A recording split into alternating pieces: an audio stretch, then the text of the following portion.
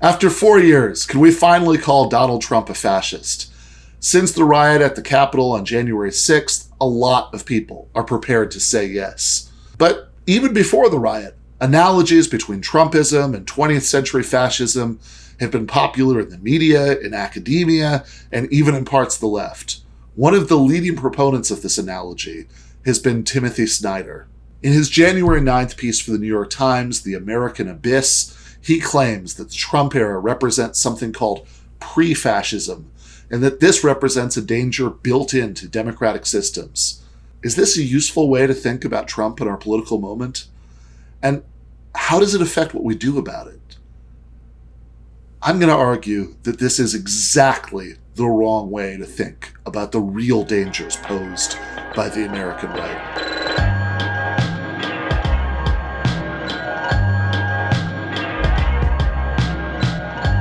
Snyder believes that there is a significant, accurate, and politically useful analogy between Trumpism and classical European fascism. I disagree. It's true enough that there are rhetorical similarities between MAGA and the Nazis or between MAGA and Mussolini, but that's because classical European fascists were drawing from the same rhetorical well as lots of other right-wing movements before and since. Snyder emphasizes Hitler's use of the big lie technique and the general tendency of authoritarian leaders to outrageously distort the truth and of their followers to believe what they say. Connecting this to Trump's dishonesty, he says that post-truth is pre-fascism, and Trump has been our post-truth president. This phrase, pre-fascism, is repeated throughout the article. So, what should we make of all this? It's true enough that Trump is a liar and Hitler was a liar, but it no more follows from this that Trump is a fascist or even a pre-fascist, however we understand that phrase, that it follows from cats being animals and dogs being animals that cats are dogs. If a disrespect for truth signals that a movement or leader or perhaps the larger society has entered into some sort of state of pre-fascism, was Bush a pre-fascist when he lied about weapons of mass destruction in Iraq? How about when LBJ lied about a Vietnamese attack on the American military in the Gulf of Tonkin in order to justify a war that killed millions of Vietnamese peasants?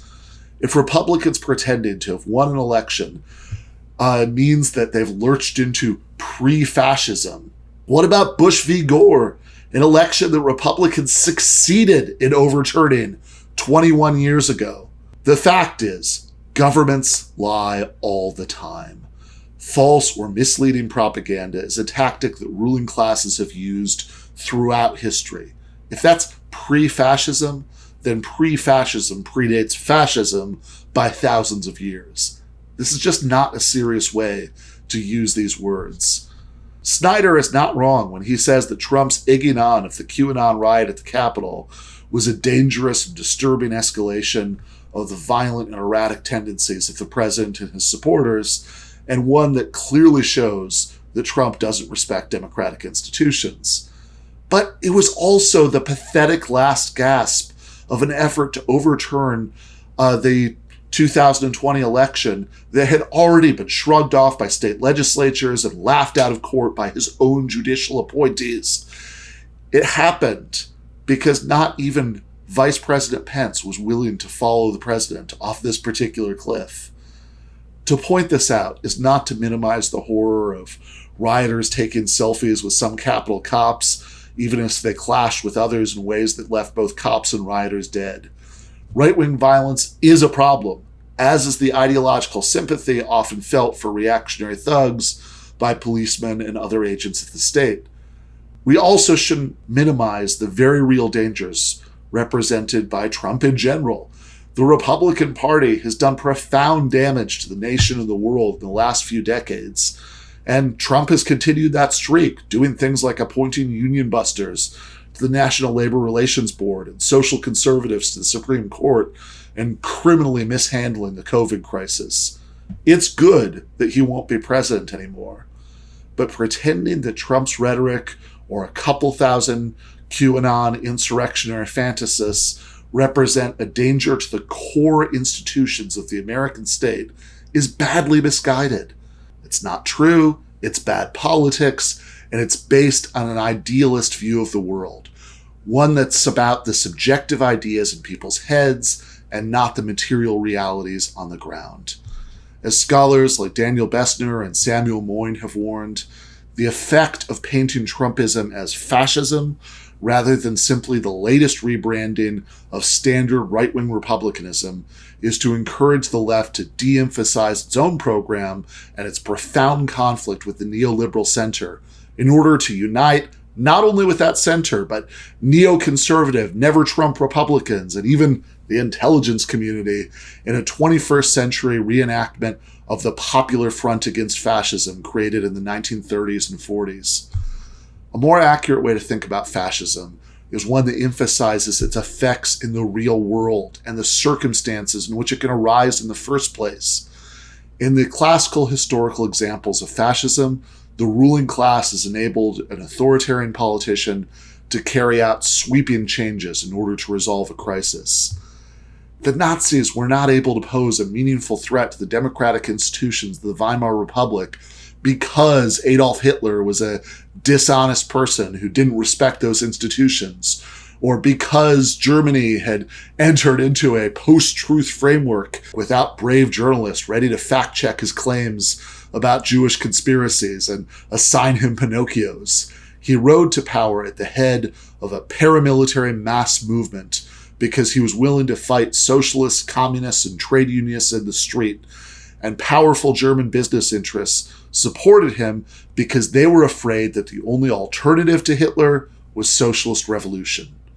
But last Wednesday, the National Association of Manufacturers was so rattled by the QAnon riot at the Capitol that they called on Mike Pence to invoke the 25th Amendment. The National Association of Manufacturers, this is a group that represents, as the title suggests, American manufacturers across the country, typically a group that would support Republicans.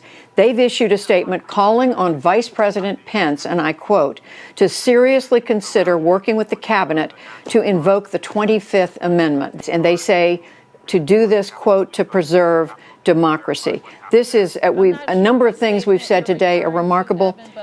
This is just one more in a string of events today that has jaws dropping, eyes popping.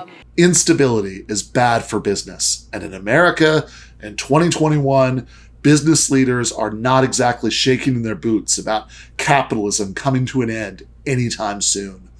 Simply put, American capitalism works well enough that it doesn't need fascism right now.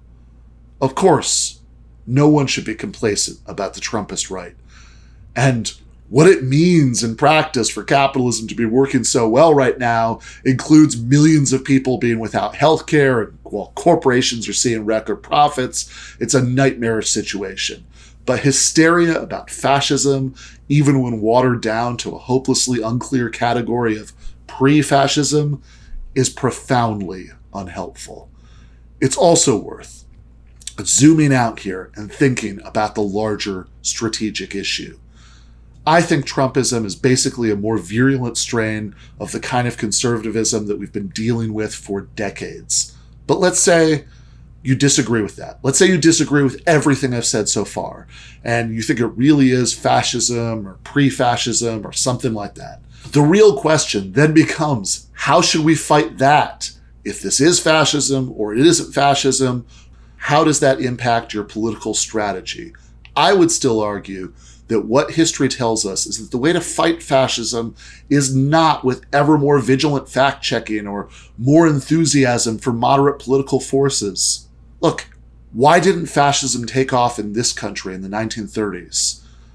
The organizing of mass industrial unions by the CIO, dramatically raising workers' living standards, and the public programs that were at the heart of the New Deal took the wind out of the sails of that incipient fascist movement.